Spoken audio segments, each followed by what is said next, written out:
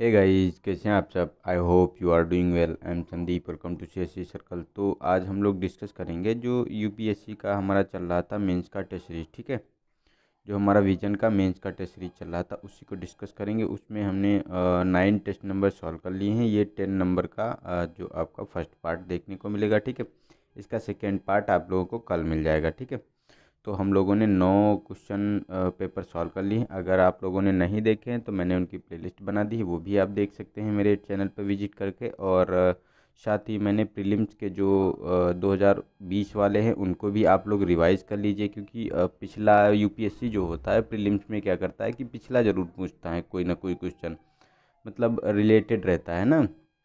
तो वो भी देख सकते हैं। और जो 2021 के लिए भी हमने शुरू कर दिए हैं, उसमें के तीन तीन टेस्ट हम लोगों ने सॉल्व कर लिए, तो उन्हें भी आप देख सकते हैं। और इस सैटरडे को आपको प्रीलिम्स का जो है देखने को मिलेगा टेस्ट सीरीज। ठीक है, तो आप लोग कह रहे थे कि सर आप जो है प्रीलिम्स का भी चलाइए, तो मैं सैटरडे और संडे जो है प्रीलिम्स का चलाऊंगा, बाकी मेंस का चलता रहेगा। ठीक है, तो आप लोग उसको एंजॉय कर सकते हैं। और ये टेस्ट नंबर 14th है, मतलब 1400 है, क्योंकि ये हमारे 99 टेस्ट नंबर जो है हमारा 9th था, और ये 10 वाला टेस्ट नंबर है। ठीक है, तो इसमें देखते हैं पहला क्वेश्चन। तो पहले क्वेश्चन की अगर हम बात करें तो इसमें कहा गया कि मतलब, और ये जो सॉरी मैं ये बताना भूल गया कि ये किस पार्ट का है। तो ये आपको जीएस सेकेंड में देखने को मिलेगा। जीएस जो जीएस पेपर सेकेंड है, ठीक है, मेंस का, उसी का ये पार्ट है जो सोशल जस्टिस वाला पार्ट होता है, उसी वही सेक्शनल वाइज ये अभी हमारे टेस्ट चल रहे हैं। तो ये हमारा सोशल जस्टिस वाला पार्ट है। ठीक है, तो उसमें आप लोग देख सकते हैं। तो इसमें पहला क्वेश्चन है कि भारत में उदारीकरण के पश्चात युग में राज्य और विशेषकर नौकरशाही की भूमिका में आए परिवर्तनों की विवेचना कीजिए। तो इसमें नौकरशाही और राज्य में क्या मतलब पारंपरिक इनकी क्या भूमिका है। ठीक है, ये मतलब हमारे राज्य में क्या मतलब अपना अहम योगदान देते हैं, और इसका उदारीकरण का जो औचित्य है क्या है, मतलब ये क्या था उदारीकरण। ठीक है, उसके बारे में देखेंगे। और उदारीकरण के पश्चात जो इसमें बदलाव आए हैं, जो परिवर्तन आए हैं, उनका हम जो है विशेष रूप से उनका जो है डिस्कशन करेंगे यहाँ पे। ठीक है, तो इसमें अगर भारत ने उदारीकरण के युग की शुरुआत को चिन्हित करते हुए वर्ष 1991 में व्यापक आर्थिक सुधार आरंभ किए। उदारीकरण से पूर्व राज्य और विशेषकर नौकरशाही द्वारा देश के सामाजिक आर्थिक रूपांतरण में महत्वपूर्ण भूमिका निभाई गई थी। ठीक है, उल्लेखनीय है कि इस दौरान नौकरशाही ने कानून और व्यवस्था को बनाए रखा,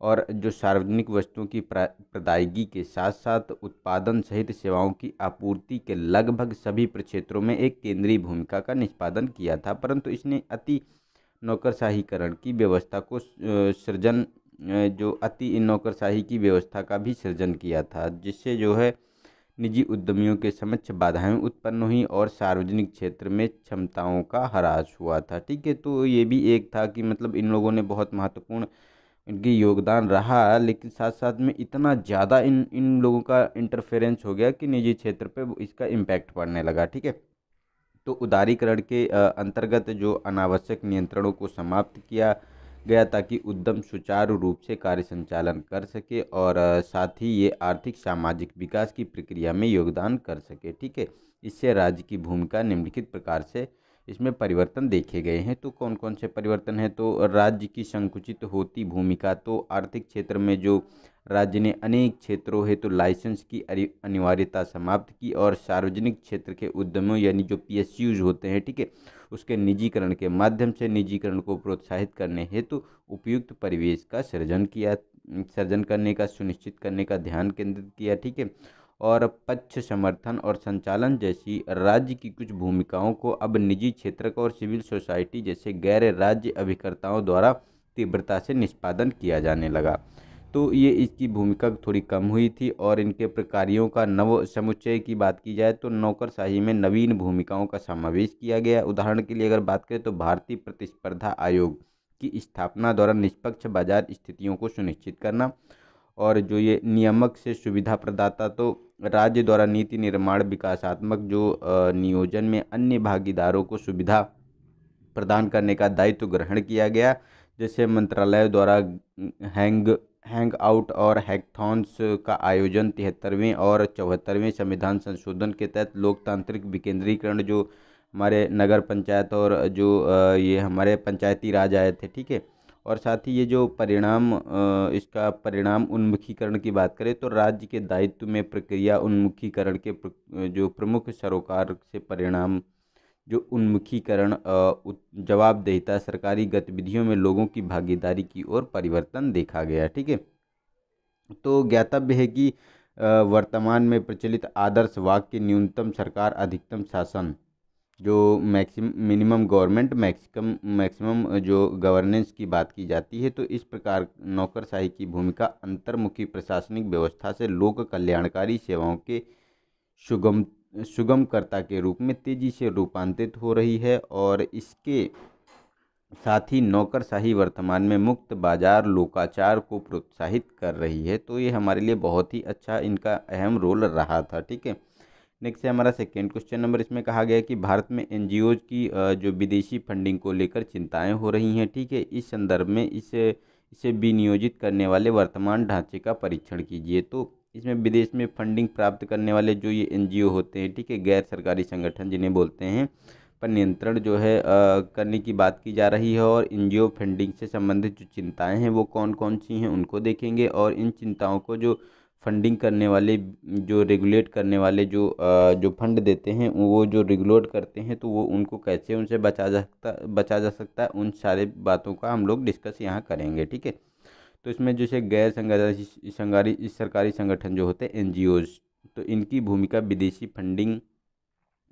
फंडिंग कई देशों की सरकारों के लिए सबसे विवादास्पद मुद्दा में एक रही है। भारत में विगत 6 वर्षों में लगभग 18,000 एनजीओ को विदेशी अंशदान प्राप्त करने की प्रदत्त अनुमति को निरस्त कर दिया है। तो ये एक ह्यूज नंबर है, जो 18,000, मतलब कितना ज़्यादा मुद्दा बड़ा होगा तब इनको बैन किया गया है। तो इससे फंडिंग से क्या चिंताएं हैं, तो देखो विकास में बाधा। तो इंटेलिजेंट ब्यूरो की अगर रिपोर्ट की बात करें तो हम इसमें विदेशी वित्त पोषण एनजीओ के विकासात्मक गतिविधियों को बाधित करने हेतु निर्देशित होते हैं। उदाहरण के लिए जैसे ग्रीन पीस इंडिया द्वारा तापीय विद्युत, परमाणु ऊर्जा और कोयला और एल्युमिनियम खनन के विरुद्ध प्रदर्शन किया जा रहा था, जिसमें किया जा रहा था। रिपोर्ट में यह भी आरोप लगाया गया कि ऐसी बाधाओं के प्रति वर्ष जो जीडीपी के 2 से 3% के समतुल्य नकारात्मक आर्थिक प्रभाव उत्पन्न हो रहे हैं। तो ये एक ह्यूज नंबर है, ठीक है। दूसरा है हमारा गुप्त प्रयोजन। तो इसमें क्या है कि विदेशी अंशदान अधिकांशतः विकासात्मक और कल्याण के जैसे कारकों की बजाय व्यापार और अंतर्राष्ट्रीय संबंधों जैसे कारकों द्वारा निर्धारित होता है। उदाहरण के लिए बात करें तो कुडनकुलम परमाणु ऊर्जा संयंत्र के विरोध में एनजीओ और यूएस जो आधारित जो दाताओं द्वारा प्रदत्त विदेशी फंड के माध्यम से गहन संबंध प्रकट देखे गए हैं इनके दोनों के बीच में, ठीक है। तो ये भी अब यूएस और इस पे जो ये एनजीओ के बारे में है, तो ये भी एक हमारा अहम मुद्दा है। इन चीज़ों को हमको अच्छे से करना चाहिए, ठीक है। और प्राप्त धनराशि के संबंध में पारदर्शिता का अभाव। तो विदेशी अंशदान प्राप्त करने वाले अनेक एनजीओज प्राय अपनी वार्षिक रिटर्न और जो तैयारी बैलेंस शीट को निर्धारित समय पर प्रस्तुत करने में विफल रहे। तो वो लोग अपनी ये मतलब नहीं दे पाए कि जो हमको अंशदान मिला है कितना, कहाँ से मिला है, उसको कहाँ हमने खर्च किया है, ये भी चीज़ें नहीं बताई गई हैं। और अपर्याप्त स्थानीय समर्थन की बात करें तो अधिक विदेशी अंशदान द्वारा स्थानीय संसाधनों के संग्रहण को बाधित करता है तथा इस प्रकार के आत्मनिर्भरता के विचार का भी विरोध करता है। तो जो एनजीओ के विदेशी वित्त पोषण के लिए नियामक ढांचा क्या होना चाहिए, तो उसके बारे में हम देखते हैं। तो एनजीओ को प्राप्त अंशदान को विदेशी अभिदय मतलब जो विनिमय अधिनियम एक्ट था, FCRA एक्ट 2010 के तहत अगर नियमित किया जाता है तो यह अधिनियम है। इसमें कहा गया है कि लाइसेंसिंग संबंधी आवश्यकताएं, प्राप्त अंशदान के प्रशासनिक व्यय हेतु उपयोग, उसके बैंक खातों की वैधता, उसके धर्म परिवर्तन और सांप्रदायिक असामंजस्य संबंधी कार्य में असंलग्नता आदि को विनियोजित करता है। और व्यक्तियों को विशिष्ट वर्गों जैसे कि निर्वाचन प्रत्याशी, न्यायाधीश, पत्रकार आदि के विदेशी अंशदान और उपहारों की स्वीकृति एवं उपयोग को प्रतिबंधित करता है। ठीक है, तो एनजीओ के लिए विदेशी फंड की स्वीकृति, उपयोग और किए गए उपयोग संबंधी रिपोर्ट प्रस्तुत करने के एक तंत्र की जो ये व्यवस्था करता है। तो ये हमारे पॉइंट उसमें होने चाहिए। ठीक है, जो ये विदेशी अंशदान विनिमय अधिनियम था। अतः जो FCRA विदेशी फंड की स्वीकृति और उपयोग को विनियमित करके भारत की संप्रभुता और अखंडता का अनुरक्षण, सार्वजनिक हित में वृद्धि और जो ये विधायिका के निर्वाचन की स्वतंत्रता या निष्पक्षता सुनिश्चित करता है। हालांकि अधिनियम के संबंध में ये विभिन्न मुद्दे विद्यमान हैं। ठीक है, तो असहमति की विमुखता की बात करें तो विदेशी जो निधियों की स्वीकृति हेतु प्रतिबंधित व्यक्ति की सूची में कार्टूनिस्ट के समावेश और राजनीतिक प्रकृति के संगठन पदावली के उपयोग से राजनीतिक सहमति पर अंकुश आरोपित करने की मंशा प्रदर्शित होती है। ठीक है, और साथ ही अगर बात करें तो असंगत दंड की, तो 18,000 से अधिक एनजीओ FCRA लाइसेंस को विभिन्न अल्प महत्व के मुद्दों जैसे वार्षिक रिपोर्ट प्रस्तुत न करना और प्रमुख कार्मिकों के परिवर्तन की सूचना न देना आदि के कारण जो रद्द असंगत दंड प्रतीत होता है। तो अति विनियमन की बात करें तो FCRA नियम राज्य को विनियमन संबंधी प्रावधानों को स्वेच्छाचारी रीति से लागू की अनियंत्रित शक्तियां प्रदान करता है और साथ ही ये नियम विकास प्रक्रिया को भी पर भी ये प्रतिकूल प्रभाव करते हैं। ठीक है, अंतर्राष्ट्रीय मानकों के अनुरूप ना होना, तो मतलब जैसे संसाधनों तक पहुंच, विशेष रूप से विदेशी फंडिंग और संगम की स्वतंत्रता के अधिकार का भाग ज्ञातव्य हो कि अधिकार इंटरनेशनल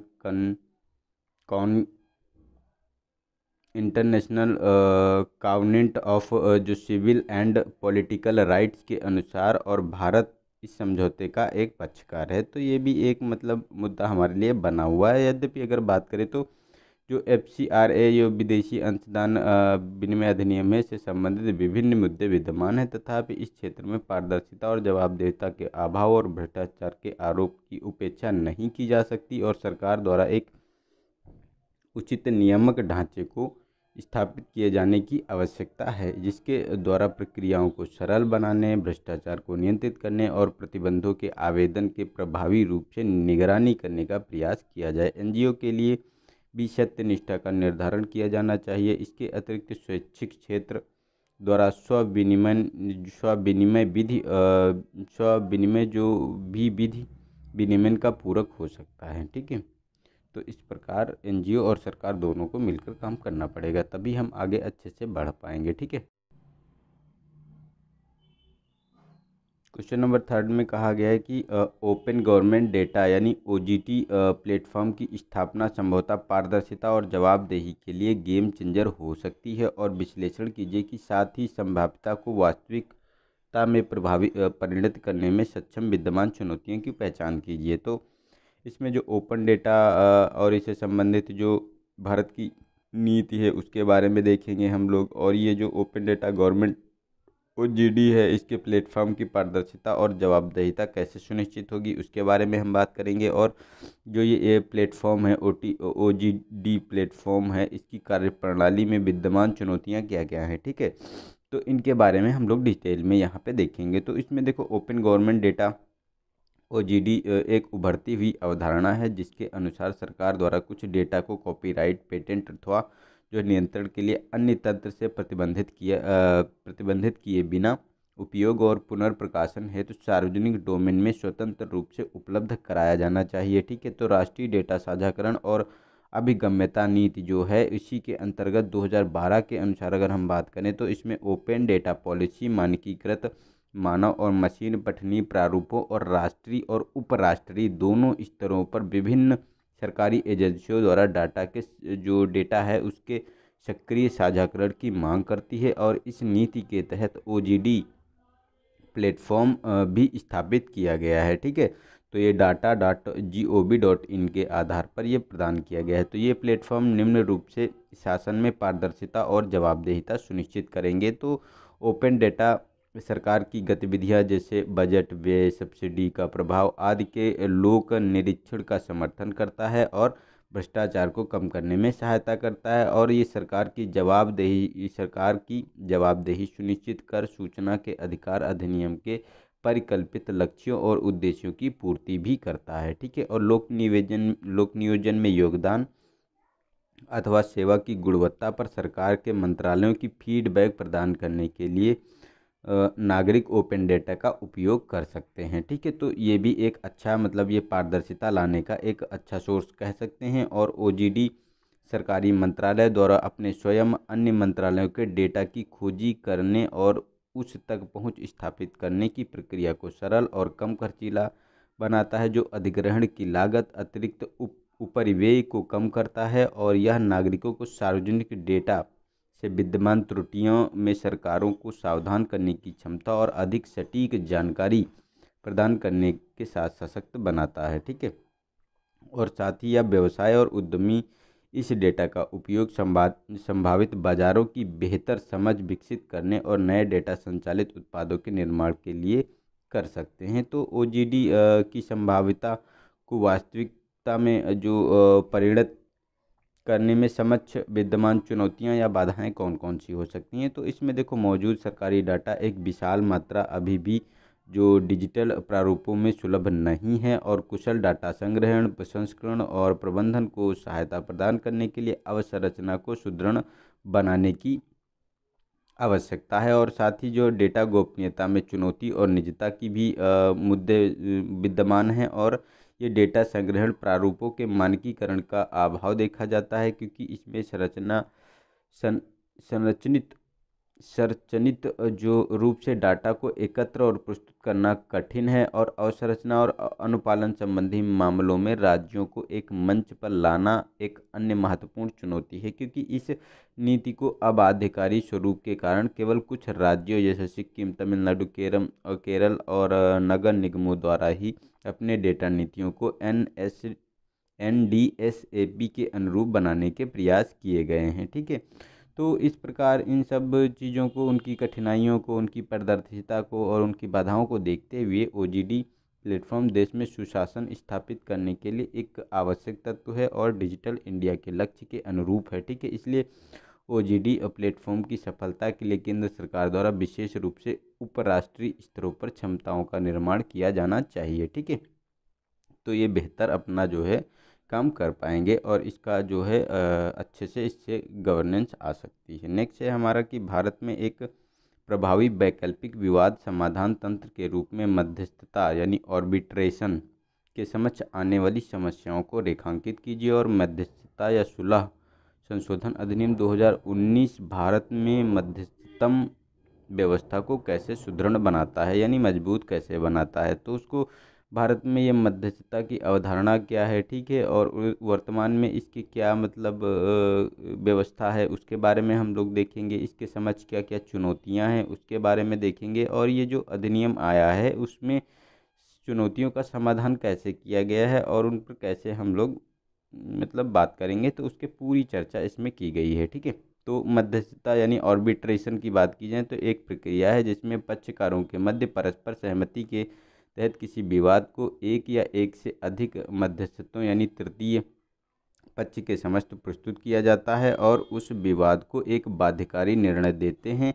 और मध्यस्थता के चयन के माध्यम से ये पक्षकार न्यायालय का आश्रय लेने की बजाय एक निजी विवाद समाधान प्रक्रिया का विकल्प चुनते हैं। ठीक है। तो मध्यस्थतम प्रक्रिया का उद्देश्य न्यायालयों के काम के बोझ को कम करना, शीघ्र निपटान और व्यवसाय करने की सुगमता में सुधार आदि करना शामिल है। ठीक है। तो भारत में मध्यस्थता तंत्र को मध्यस्थतम एवं सुलह अधिनियम 1996 द्वारा विनियमित किया जाता था। हालांकि वैकल्पिक विवाद समाधान के लिए एक प्रभावी तंत्र के रूप में मध्यस्थता के समक्ष अनेक मुद्दे विद्यमान हैं। तो इस विद्यमान में अस्पष्टता यानी पराजित पक्षों द्वारा निर्णय को चुनौती देने के लिए मध्यस्थतम या सुलह अधिनियम 1996 में विद्यमान अस्पष्टता का दुरुपयोग किया जाता है, जिसके कारण निर्णय की निश्चयात्मकता जो में कमी देखी गई है। मतलब उसकी जो निष्पक्षता मतलब जो पक्षपात इसमें देखने को मिलता है, जनरली ये कहा जा रहा है इसमें। और मुकदमों की पुनरावृत्ति, तो पक्षों द्वारा मध्यस्थतम निर्णयों के विरुद्ध लगभग सदैव ही अपील की जा सकती है। इसके जिसके परिणाम स्वरूप विवाद दीर्घ समय तक जारी रहते हैं और 10 वर्ष की अवधि तक भी चल सकते हैं। तो और संस्थागत तंत्र का अभाव तो निर्णयों को एक समयबद्ध रीति से के तहत परिवर्तित प्रवर्तित करने हेतु कोई अधिकरण या अन्य समर्पित संस्था नहीं है, और मध्यस्थतम अवसंरचना का अभाव देखा जाता है। तो देश में अत्यल्प योग मध्यस्थतम, इसके अतिरिक्त अनुसरण किए जाने वाले नियमों और प्रथाओं प्रायः पुराने और अपर्याप्त होते हैं। तो ये भी एक मुद्दा बना हुआ है इनके समक्ष। साथ ही अगर हम बात करें तो भारतीय न्यायालयों में विलंब और मध्यस्थतम प्रक्रिया में अत्यधिक न्यायिक हस्तक्षेप के विदेशी पक्षकारों को भी भारत में मध्यस्थतम के समक्ष विवाद प्रस्तुत करने हेतु हतोत्साहित किया जाता है। तो 2019 के मध्यस्थतम और सुलह अधिनियम में किए गए संशोधन का उद्देश्य भारत में मध्यस्थतम तंत्र के समक्ष विद्यमान चुनौतियों का समाधान करना। तो किस प्रकार उन चीज़ों का हम लोगों ने समाधान किया है, तो इसमें ऑर्बिट्रेशन काउंसिल ऑफ इंडिया की बात करें तो यह मध्यस्थतम और मध्यस्थता सुलह या वैकल्पिक विवाद समाधान तंत्र को बढ़ावा देने एवं प्रोत्साहित करने के लिए स्थापित एक स्थानीय निकाय है। यह जो एक समान पेशेवर मानकों की स्थापना, परिचालन और उन्हें मुख्य धारा में लाने वाली नीतियों और दिशा निर्देशों का भी निर्णय करेगा। और मध्यस्थमों की नियुक्ति की बात करें तो इससे पूर्व या पक्ष या मध्यस्थतम के चयन हेतु स्वतंत्र होते थे, परंतु अब उच्चतम न्यायालय और उच्च न्यायालयों द्वारा जिनमें पक्ष मध्यस्थतम की नियुक्ति के लिए आवेदन कर सकते हैं, मध्यस्थतम संस्थाओं को नामित किया जा सकता है। ठीक है, और मध्यस्थतम की नियुक्ति के लिए एक आवेदन को 30 दिन के भीतर निपटाया जाना आवश्यक है, और यह मध्यस्थतम के रूप में प्रत्यायित व्यक्तियों के लिए न्यूनतम अर्हता निर्धारित करता है। और समय सीमा की बात करें तो अधिकतम अंतर्राष्ट्रीय वाणिज्यिक मध्यस्थतम के लिए निर्धारित 12 माह के प्रतिबंधों को हटाने का प्रयास करता है। और कार्रवाइयों की गोपनीयता की इसमें अगर हम बात करें तो अधिनियम यह प्रावधान करता है कि मध्यस्थतम कार्रवाई के सभी विवरणों को कुछ विशेष परिस्थितियों के मध्यस्थतम निर्णय के विवरणों को छोड़कर गोपनीय रखा जाएगा। तो ये भी एक अच्छा मुद्दा है, क्योंकि ये चीज़ें हो जाती कि जब सारे खुलासे हो जाते थे तो सभी को उसकी बातें पता चल जाती थी। तो ये भी एक अच्छी बात है। और हालांकि उच्चतम न्यायालय ने नए संशोधन द्वारा शामिल धारा 87 को निरस्त कर दिया है, तथापि मध्यस्थतम की सुचारू प्रक्रिया सुनिश्चित करने के लिए अधिक स्पष्टता लाने की आवश्यकता है। इस धारा को उद्देश्य भारत को एक वैश्विक मध्यस्थतम केंद्र के रूप में स्थापित करना। यह न केवल दीर्घकालिक कानून कार्रवाइयों को कम करने में सरकार और व्यवसायियों की सहायता करेगा, बल्कि ईज ऑफ डूइंग बिजनेस में भारत की रैंकिंग में भी सुधार करेगा। ठीक है, तो ये हमारे लिए अच्छा एक कदम बोल सकते हैं हम। ठीक है, नेक्स्ट है हमारा क्वेश्चन नंबर 5। इसमें कहा गया है कि तर्क दिया जाता है कि भारत में अनिवार्य मतदान की शुरुआत से इसे लोकतांत्रिक साख सुदृढ़ होगी। ठीक है, समालोचनात्मक विवरण कीजिए, मतलब क्रिटिकली एनालाइज करना है इसमें। तो इसमें देखेंगे कि निर्वाचनों की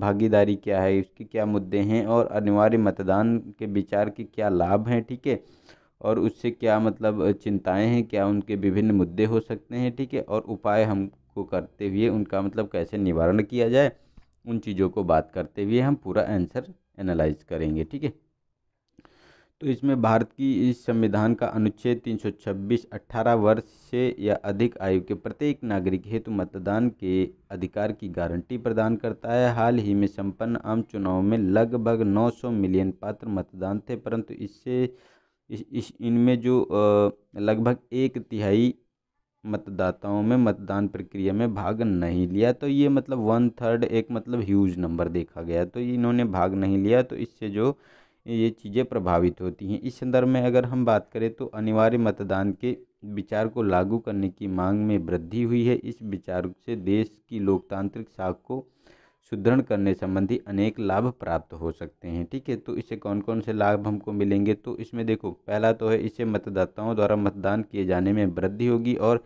यह सुनिश्चित होगा कि लोकतांत्रिक प्रक्रिया वास्तविक रूप से कार्य कर रही है, क्योंकि मतदान लोकतंत्र के मूलभूत गुणों का प्रतिनिधित्व करता है, ठीक है। और इससे लोकतंत्र अपेक्षाकृत अधिक समावेशी हो जाएगा, क्योंकि यह सामाजिक रूप से वंचित लोगों की मतदान करने की क्षमताओं को प्रभावित करने वाले बाह्य कारकों जैसे कि पारिश्रमिक की हानि, मतदाताओं की मतदान केंद्रों तक पहुंच और प्रतिबंध लगाने वाले नियोक्ताओं आदि के निवारण के द्वारा उनको मतदान से वंचित किए जाने से को रोकेंगे, ठीक है। और साथ ही ये होगा कि इसमें देखो अत्यधिक जो देखने को मिलती है नागरिक भागीदारी और राजनीतिक सहभागिता से चयनित जो प्रतिनिधियों की जवाबदेही में वृद्धि होगी, जिससे सरकार की अनुक्रियाशीलता और इस प्रकार की वैधता सुदृढ़ होगी। इससे लोगों की राजनीतिक शिक्षा में वृद्धि होगी, क्योंकि यदि उनके लिए मतदान करना अनिवार्य होगा तो वे राजनीति पर अधिक ध्यान केंद्रित करेंगे। हालांकि ये अनिवार्य मतदान भारत की जो लोकतांत्रिक साख को सुदृढ़ करने के एकमात्र उपाय नहीं हो सकता, क्योंकि इस विचार के समक्ष अनेक मुद्दे विद्यमान हैं, जैसे कि आप देख सकते हैं कि जैसे प्रभावी प्रतिबंधों के निर्माण में कठिनाई, यानी कठोर दंड अनावश्यक अवपीड़न का कारण बनेगा, और यह मतदाता सूचियों में पंजीकरण को हतोत्साहित भी कर सकता है, जबकि दंड में उदारता अनिवार्य मतदान को अप्रभावी बना सकता है। तो दंड अधिरोपण में निर्णय आयोग की वित्तीय और प्रशासनिक लागत में वृद्धि होगी। इसके अतिरिक्त इस अधिरोहण के विरुद्ध दायर किए जाने वाली याचिकाओं से न्यायपालिका पर कार्यभार में भी वृद्धि होगी। साथ ही यह संविधान के अनुच्छेद 19(1) के तहत प्रत्याभूत अभिव्यक्ति की स्वतंत्रता का उल्लंघन करता है। यहाँ तक कि उच्चतम न्यायालय द्वारा भी अपने विभिन्न निर्णयों में यह माना गया है कि मतदान न करने का अधिकार संसदीय लोकतंत्र में मतदाता की अभिव्यक्ति का हिस्सा है, और समझक असहमति यानी एकोमोडेटिंग डिसेंट के आधार पर और विचारों में विभिन्नता प्रभावी लोकतंत्र के आवश्यक घटक हैं, ठीक है। तो और साथ ही साथ यह विधिक आवश्यकताओं की पूर्ति हेतु लोगों की यादृच्छिक रूप से मतदान करने हेतु प्रेरित कर सकता है। इसी प्रकार नागरिक किसी भी प्रत्याशी के बारे में कोई जानकारी न होने पर भी मतदान कर सकते हैं। उदाहरण के लिए जैसे डंकी वोटिंग की जो परिघटना, जिसमें मतदान उस प्रत्याशी को मत प्रदान कर देते हैं जिसका नाम प्रत्याशियों की सूची में सबसे ऊपर होता है, तो इसे डंकी वोटिंग भी कहते हैं। तो ये भी एक मतलब हमारे सामने चुनौती होगी बड़ी, तो इसका भी हमको कैसे निवारण करना है उसको लेके चलना पड़ेगा। और इस प्रकार अगर बात करें तो इसलिए निर्वाचन प्रक्रिया में लोगों की भागीदारी को बेहतर बनाने के लिए जाली मतदान पहचान पत्र, प्रवासियों द्वारा सामना की जाने वाली समस्याओं, दैनिक मजदूरी की त्याग, विकल्प लागत आदि मुद्दे का हल करना महत्वपूर्ण है। इसलिए सरकार की वैधता भारत की लोकतांत्रिक साख को दृढ़ करने अनिवार्य मतदान के माध्यम से मतदान करने के लिए नागरिकों को विवश करने के बजाय उपयुक्त सुधारों के साथ संयुक्त करते हैं अनुनय और राजनीतिक ज्ञान के प्रसार के माध्यम से को अपनाया जाना चाहिए, ठीक है। तो इस प्रकार हम बेहतर कर सकते हैं चीज़ों को। नेक्स्ट है हमारा क्वेश्चन नंबर 6। इसमें कहा गया है कि आप इस दृष्टिकोण से कितने सहमत हैं कि भारत में प्रशासन के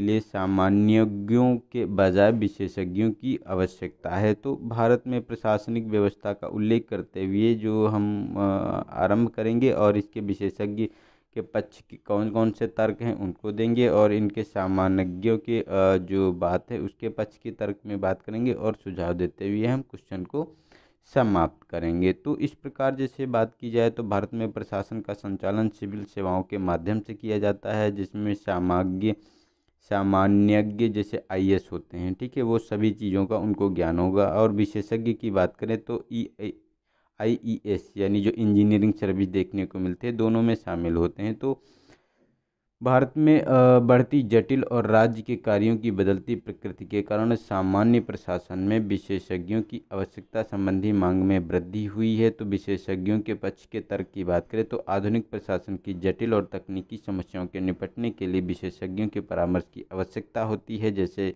जलवायु प्रत्यास्थ कृषि और चतुर्थ औद्योगिक क्रांति आदि पर परामर्श, और विज्ञान और प्रौद्योगिकी, सामाजिक और व्यवहार परक विज्ञान, निर्णय निर्माण, प्रशासन में मानवीय संबंध आदि जैसे क्षेत्रों में नवीन विकास वर्तमान समय में प्रशासन की मुख्य विशेषताएं हैं। इनमें प्रत्येक क्षेत्र में विषय विशेषज्ञ की व्यावसायिक हस्तक्षेप की आवश्यकता होती है और आर्थिक, सामाजिक और औद्योगिक और कृषि जैसे प्रशासन के प्रत्येक क्षेत्र की शैक्षिक आवश्यकताओं और तकनीकी कौशल हेतु अपनी ज़रूरतें मौजूद इनकी पूर्ति के लिए दक्षता संबंधी कोर कौशल की आवश्यकता होती है, न कि केवल सामान्यज्ञों की प्रबंधकीय कौशल की। ठीक है, तो प्रशासनिक सुधार आयोग जो ARC था द्वारा अनुशंसा की गई थी 1969 में कि कार्यात्मक क्षेत्रों में वरिष्ठ पदों की विशेषज्ञता द्वारा तथा गैर कार्यात्मक पदों में विशेषज्ञों और सामान्यज्ञों सहित सभी समवर्गों द्वारा धारण किया जाना चाहिए। तो सामान्यज्ञों के पक्ष में अगर तर्क की बात करें तो इसमें देखो मैकाले रिपोर्ट 1854 और नार्कोट ट्रेवलिंग रिपोर्ट 1853 के दर्शन के अनुसार अगर हम बात करें तो उदार शिक्षा और विधिक बहुकार्यात्मक अनुभव प्राप्त व्यक्ति विशेषज्ञ की तुलना में अधिक बेहतर होता है। तो विभिन्न पदों पर दीर्घकालिक अनुभव और नीतियों के संभावित जो प्रभाव की कल्पना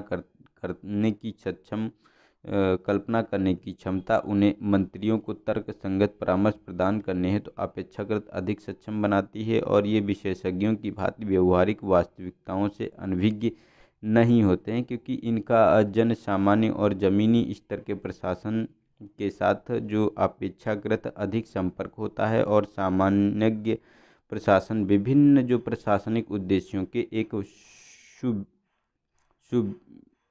सुविधा प्रदाता, एक मध्यस्थ और एक समन्वय की भूमिका निभाने में अधिक सक्षम होते हैं। उन्हें राजनीतिक, आर्थिक और सामाजिक कारकों की परस्पर क्रिया के संबंध में पर्याप्त समझ होती है। इनमें परस्पर विरोधी हितों के मध्य सामंजस्य स्थापित करने और विभिन्न क्षेत्रों में के जो विशेषज्ञों को एक साथ लाने की क्षमता विद्यमान होती है। ठीक है, तो सामान्यज्ञ होते हैं ये विशेषज्ञों की भांति संकीर्ण और क्षेत्रपरक दृष्टिकोण से ग्रसित नहीं होते हैं और सामान्यज्ञ न केवल विभिन्न विभागों की गतिविधियों का समन्वय करते हैं बल्कि उन सभी गतिविधियों को एकीकृत भी करते हैं। इनका दृष्टिकोण अपेक्षाकृत व्यापक होता है।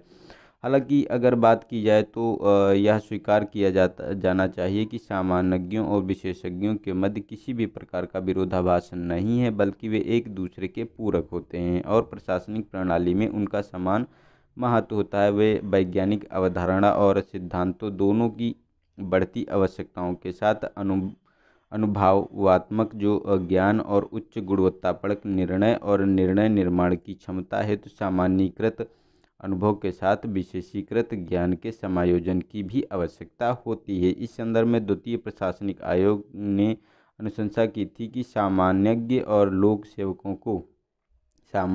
लोक सेवकों को 14 वर्ष की सेवा के पश्चात एक विशेषज्ञ क्षेत्र यानी डोमेन विशेषज्ञता विकसित करनी चाहिए। इसके अतिरिक्त संयुक्त सचिव स्तर पर डोमेन विशेषज्ञों के पार्श्विक प्रवेश का विचार इस दिशा में एक अन्य कदम जो विशेषज्ञता को बढ़ाने और सामान्यज्ञों के साथ इसके सह अस्तित्व को प्रोत्साहित करता है। ठीक है, तो इस पे भी हमको बात की जानी चाहिए। नेक्स्ट है हमारा क्वेश्चन नंबर 7। इसमें कहा गया है कि एक महत्वपूर्ण सिविल सेवक सुधार के रूप में सिविल सेवा बोर्ड के जो विचार का व्यापक रूप से समर्थन किया गया है, हालांकि इसकी अपनी सीमाएं हैं। टिप्पणी कीजिए। तो सिविल सेवा बोर्ड के वर्णन की बात की जा रही है इसमें, और इसके मुख्य जो सिविल सेवा सुधार के रूप में व्यापक समर्थन क्या कौन कौन से हैं। ठीक है, तो आलोचनात्मक की चर्चा करनी है, तो इन पे हम डिटेल में बात करेंगे। तो देखो, अगर सिविल सेवा बोर्ड में उच्च स्तरीय सिविल सेवकों के सेवा अधिकारियों के स्थानांतरण और पद स्थापना को भी नियमित करने हैं तो गठित एक पैनल है जिसकी अध्यक्षता राष्ट्रीय स्तर पर जो मंत्रिमंडलीय सचिव और राज्य स्तर पर मुख्य सचिव की जो राज्य स्तर होता है वहाँ से मुख्य सचिव द्वारा की जाती है। तो द्वितीय प्रशासनिक आयोग की जो ARC रिपोर्ट थी उसकी अनुशंसा पे TSR सुब्रमण्यम व 2013 में उच्चतम न्यायालय ने निर्देशों के पश्चात कार्मिक विभाग नियम 2016 के तहत सभी राज्यों के लिए ऐसे बोर्ड की स्थापना को अनिवार्य कर दिया गया है। ठीक है, और सिविल सेवा बोर्ड की एक महत्वपूर्ण सिविल सेवा सुधार के रूप में व्यापक रूप से प्रशंसा की गई है, क्योंकि यह नौकरशाही को राजनीतिक हस्तक्षेप से सुरक्षा प्रदान करने में सहायता करता है और सिविल सेवकों के निरंतर स्थानांतरण की प्रवृत्ति पर रोक लगाता है। ठीक है। और अधिकारियों का बार बार मनमाना स्थानांतरण लोक सेवकों के मनोबल व प्रशासनिक मानकों के ह्रास का एक प्रमुख कारण बनता है। साथ ही जो कार्यकाल की सुरक्षा और गैर राजनीतिकरण लोक सेवकों को स्थायित्व प्रदान करने के लिए अत्यधिक महत्वपूर्ण है, और इस स्थायित्व से देश में सुशासन सुनिश्चित होगा और यह लोक सेवकों की कार्यप्रणाली में तटस्थता और निष्पक्षता लाने में भी सहायक हो सकता है। तो सिविल सेवा बोर्डों की सीमाओं की अगर हम बात करें, इसमें तो कौन कौन सी हैं, तो इसमें देखो अनुशंसात्मक प्रकृति, यानी सरकार लिखित रूप के कारणों में दर्ज कार्रवाई सिविल सेवा बोर्ड की अनुशंसाओं को संशोधित व परिवर्तन को अस्वीकृत कर सकती है। और अनुपालन में कमी की बात की जाए तो मध्य प्रदेश और तमिलनाडु जैसे राज्यों में बोर्ड की स्थापना के अनिवार्य नियमों का अनुपालन नहीं किया जाना चाहिए। और हित संघर्ष में बात करें तो बोर्ड का नेतृत्व नौकरशाहों द्वारा किया जाता है, जिसके कारण प्रक्रिया में हित संघर्ष की भावना उत्पन्न हो सकती है। तो ये हमारे मुद्दे भी इसके संबंध में है। तो उच्चतम न्यायालय के निर्णय और अनिवार्य नियमों का पालन करने के अतिरिक्त राज्य द्वारा समय से पूर्व स्थानांतरण को रोकने के लिए लोकायुक्त की स्वीकृति जैसे उपायों को भी अपनाया जा सकता है। और साथ ही बोर्ड द्वारा प्रदत्त अनुशंसाओं की निष्पक्षता सुनिश्चित करने के लिए बोर्ड में राज्य के बाहर के प्रख्यात नौकरशाहों की नियुक्ति की जा सकती है। ठीक है। तो ये भी हमारे लिए एक अच्छी बात होगी उसमें।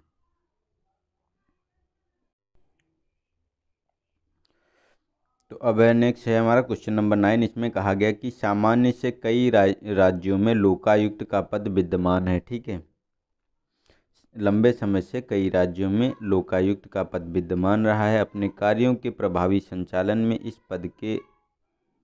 पद के द्वारा सामना किए जाने वाले प्रमुख मुद्दों पर चर्चा कीजिए। तो लोकायुक्त पद की स्थापना के पीछे क्या विचार था, क्यों इस पद को बनाया गया, अस्तित्व में जो क्यों आया। ठीक है। राज्य के भारतीय राज्यों के अस्तित्व में ये क्यों आया, और इसका जो है प्रभावी संस्था के रूप में कार्य करने में लोकायुक्त में समक्ष कौन कौन मुद्दे हैं और उसमें कैसे सुधार किया जा सकता है। ठीक है। तो उन सब बातों के बारे में हम थोड़ा थोड़ा सब डिस्कस करेंगे। तो इसमें कहा गया है कि लोकायुक्त भारतीय राज्यों में कुछ लोक अधिकारियों के विरुद्ध भ्रष्टाचार के आरोपों की जांच करने के लिए एक ओम्बड्समैन की भांति है। ठीक है। यानी ओम्बड्समैन की भांति है। और ज्ञातव्य है कि वर्ष 1966 में पहली बार प्रथम प्रशासनिक आयोग सुधार द्वारा इसकी अनुशंसा की गई थी, जिसके पश्चात महाराष्ट्र में सबसे पहले 1971 में और राजस्थान, बिहार, कर्नाटक आदि राज्यों में स्थापित किया गया। लोकपाल और लोकायुक्त अधिनियम 2013 के तहत इस संदर्भ के प्रारंभ होने की तिथि के 1 वर्ष की अवधि के भीतर प्रत्येक राज्य में लोकायुक्त की स्थापना को अनिवार्य किया गया। हालांकि लोकायुक्त का पद अभी भी सभी राज्यों में स्थापित नहीं किया गया है। तो वर्ष 2018 में ट्रांसपेरेंसी इंटरनेशनल द्वारा जारी किए गए ग्लोबल करप्शन परसेप्शन इंडेक्स में भारत को 180 देशों में से 81वां स्थान प्रदान किया गया है। यह उन वैध चिंताओं में वृद्धि करता है ऐसे संस्थान अपने अधिदेश और उसके पीछे के कारणों को संतुष्ट कर रहे हैं या नहीं।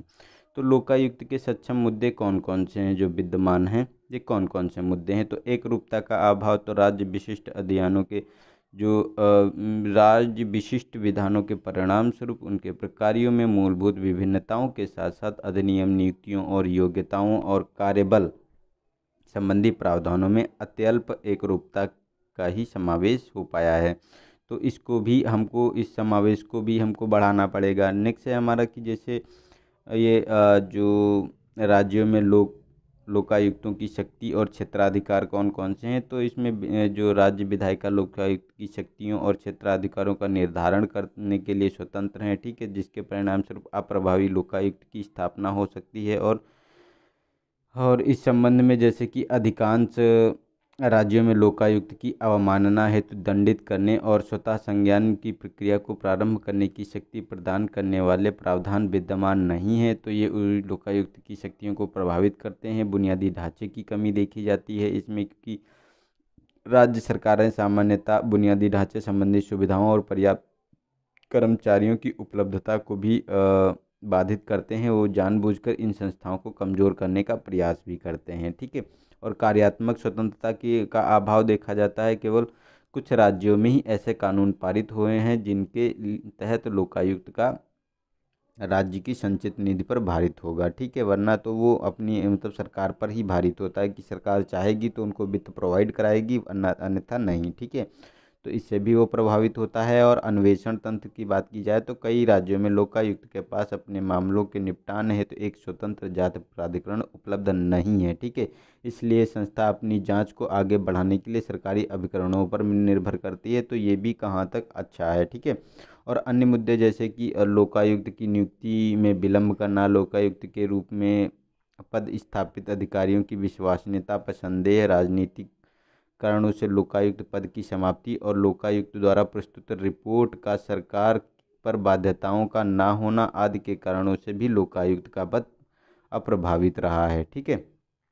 तो ये अप्रभावित हो गया है। तो इस संबंध में अगर बात करें तो भ्रष्टाचार की समस्या से निपटने के लिए लोकायुक्त संस्था की को कार्यात्मक स्वायत्तता और कार्मिकों की उपलब्धता दोनों के संदर्भ में सशक्त किया जाना चाहिए। और लोकायुक्त को अधिक प्रभावी संस्थानों के कार्य के रूप में सक्षम बनाने हैं तो निम्नलिखित उपाय सुझाए गए हैं, तो ये हमको अपनाने चाहिए। तो पहला है जैसे कि लोकायुक्त को वस्तुतः राजनीतिक हस्तक्षेप से स्वतंत्र बनाने के लिए संवैधानिक दर्जा प्रदान किया जाना चाहिए। और लोकायुक्त को आर्थिक, प्रशासनिक और कानूनी रूप से उन प्राधिकारियों से स्वतंत्र होना चाहिए जिन पर उन्हें जांच और अभियोग चलाना है, ठीक है। और लोकायुक्त द्वारा संचालित कार्रवाइयों को न्यायिक कार्रवाई माना जाना चाहिए। साथ ही इसे अपने क्षेत्राधिकार में जांच करने, अपनी अवमानना के लिए दंड देने की शक्ति एवं अधिकार व जांच के संचालन के लिए कार्मिक उपलब्ध कराए जाने चाहिए। तो राज्य में स्वतंत्र लोकायुक्त पारदर्शिता और जवाबदेहिता की क्षमता का समाधान कर सकते हैं,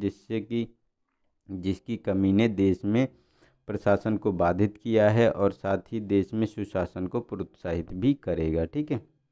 नेक्स्ट है हमारा 9 क्वेश्चन नंबर। इसमें कहा गया है कि लोक सेवकों को जवाबदेह बनाने के एक प्रभावी साधन के रूप में नागरिक चार्टर को पंगु बनाने वाले कौन से मुद्दे हैं, ठीक है। तो इन मुद्दों को का समाधान कैसे किया जा सकता है। तो नागरिक चार्टर है क्या एक्चुअली में देखेंगे, फिर उसके चार्टर के समक्ष कौन कौन सी बाधाएं हैं जो उसको बाधित कर रही हैं, उसका क्या समाधान हो सकता है, ठीक है। तो देखो, नागरिक चार्टर शिकायत निवारण प्रणाली के साथ साथ सेवा वितरण के मानकों, गुणवत्ता, समय सीमा के प्रति संगठन की प्रतिबद्धता को रेखांकित करने वाला एक दस्तावेज है। यह उन सेवाओं की प्रकृति के संबंध में नागरिक सेवा प्रदाता के मध्य एक समझ विकसित करता है जिन्हें प्रदान करने हेतु सेवा पारदर्शिता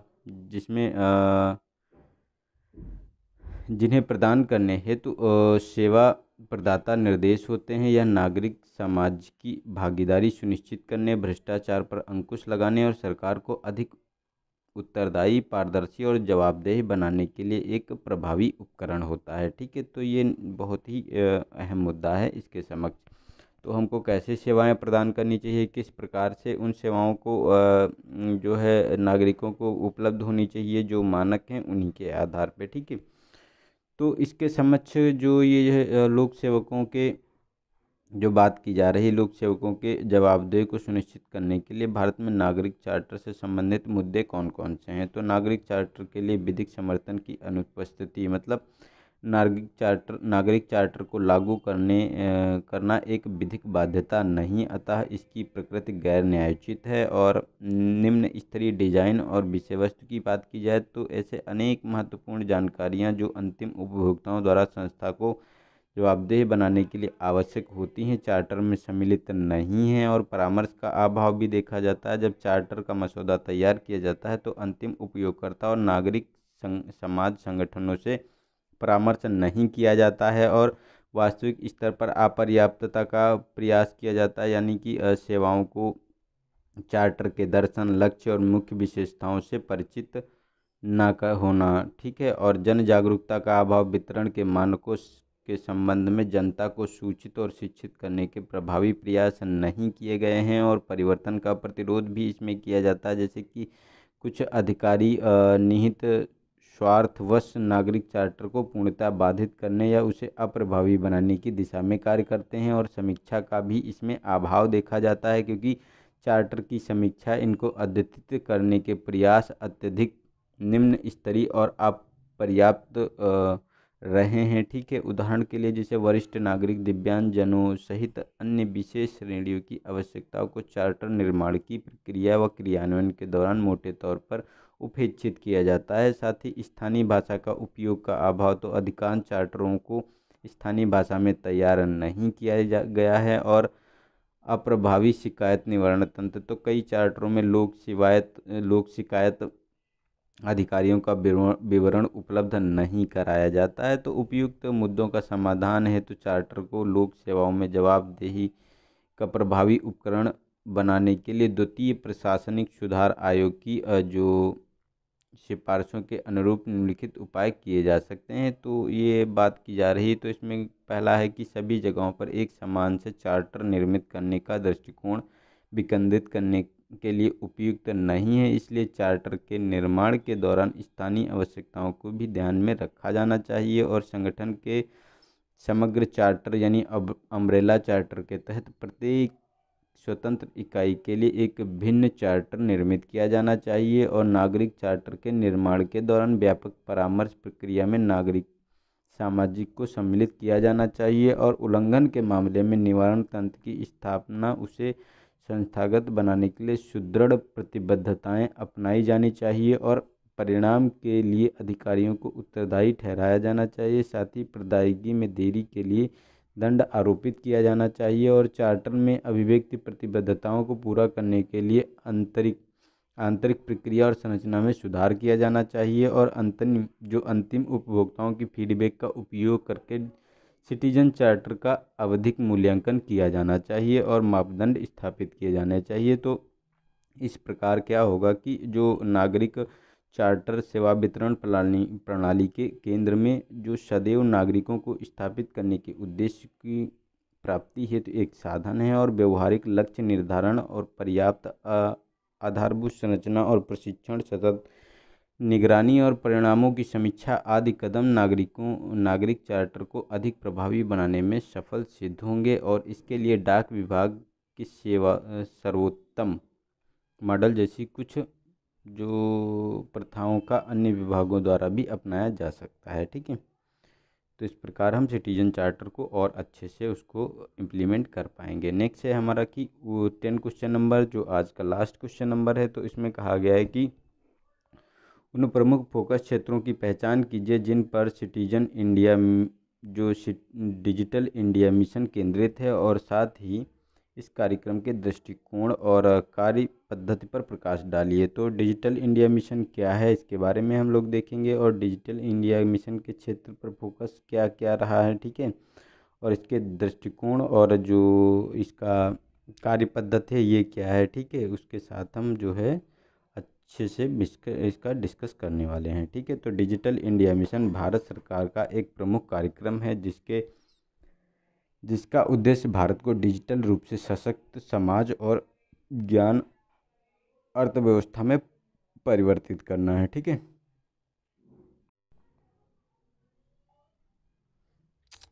तो डिजिटल इंडिया मिशन निम्नलिखित फोकस क्षेत्रों पर केंद्रित है, जैसे कि प्रत्येक नागरिक की उपयोगिता के रूप में डिजिटल अवसंरचना यानी इंफ्रास्ट्रक्चर।